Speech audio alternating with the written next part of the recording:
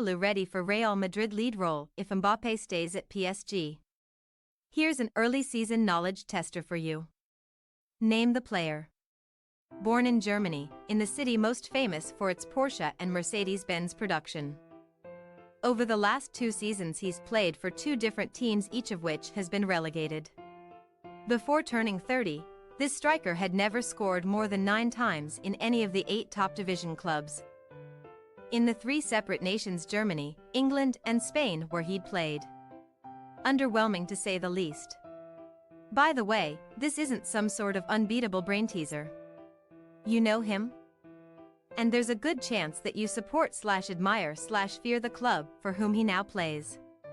Across this man's 14-year career, he'd never won a senior trophy until a couple of months ago, and despite the country of his birth. That was for Spain. He's named José Luis Mato San Martin, born in March 1990 in Stuttgart. You know him as Joselu. And, if there's no deal struck in the apparently interminable soap opera between Paris Saint-Germain, Kylian Mbappe and Real Madrid, then Carlo Ancelotti and Los Blancos will be heavily reliant on this late-blooming phenomenon to score enough goals to win La Liga and/or the Champions League. It really is quite the story. The thing about Joselu, despite being relegated sequentially with Alaves and then Espanyol, is that football, or the tricky part of scoring heaps of goals, suddenly became a piece of cake for him once he hit his 30s.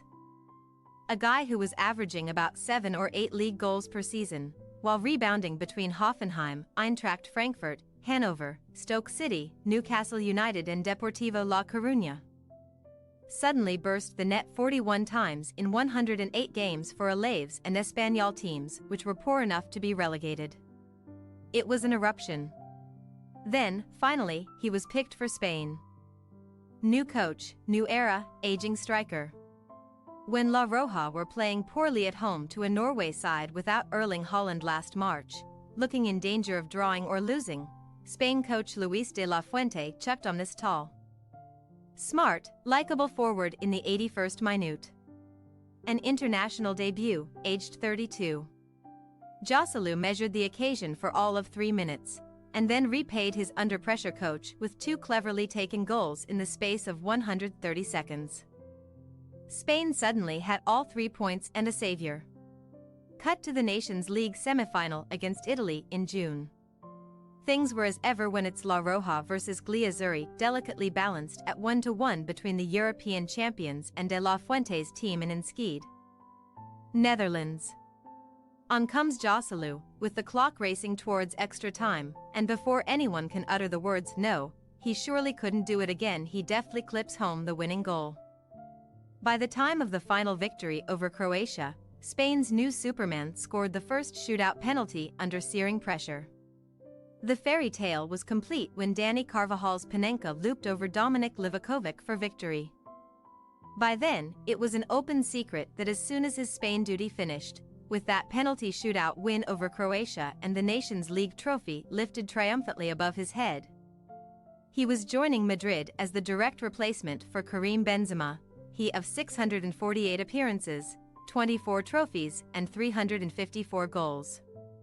Rarely, if ever, has a striker had such a golden harvest in the winter of his career, scoring for fun, instantly becoming vital for the national team, a trophy winner, and vaulting from playing in relegation quality sides to having a chance of winning the Champions League. En Enschede during the Nations League finals. I asked Joselu about the sudden splurge of goals and suggested that the more responsibility forced upon him, the more he reacted. The more the seasons pass, the better I feel. Both mentally and physically, he replied. This has a big impact on your on-the-pitch performance. It's been proven that the best in the world have performed better and have got better stats after the age of 30. That's true of me, and I'm really enjoying myself. I want to keep on doing that because I feel really young and alive. This is a special point of my career and I don't want it to end. Back then, Joselu was about to face a future teammate, Luka Modric. The Croatia international's similar ability to keep on ignoring the passage of years and, somehow, improve was another topic we covered. Luka's very smart, he really is, Joselu said. He knows how to manage every phase of a game. He's very intelligent, someone who makes the most of those occasions when he might need to take a breather.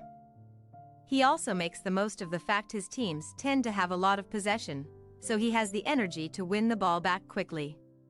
His ambition and hunger define him. At 37 years of age, he runs and fights as if he's trying to win his first trophy. But it feels like he's already won 50 of them. In theory, once Modric has digested that June defeat in an international final when the entire world, outside Spain, was willing him and his amazing national team on to victory. He and Joselu are going to get on just fine. Madrid's new striker learned a lot by moving abroad, even if thanks to his mum and dad working in Germany for 20 years and his birth in Stuttgart, the Bundesliga wasn't really alien territory for him. But between that and life in the vastly different Stoke and Newcastle, he was transformed personally and professionally.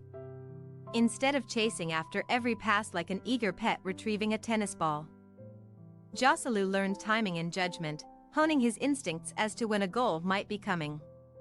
He ate differently, trained more, changed physically, and learned different languages. He took the basic abilities and molded them to superb effect.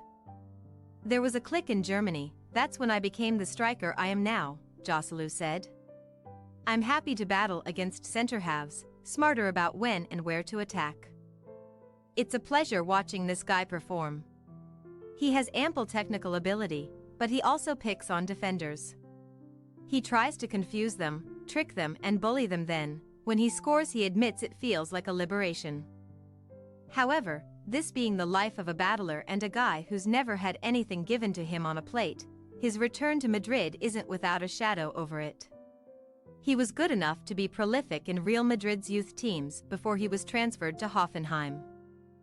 A teammate of Alvaro Morata, Jose Mourinho gave him fleeting first-team time and a couple of goals before Los Blancos decided that they could easily live without him. Now that he's back, the problem has a title that could also be the title of a Cold War thriller, the Mbappe imbroglio. Literally no one knows with absolute certainty whether the brilliant French striker will end up at Madrid this summer or next.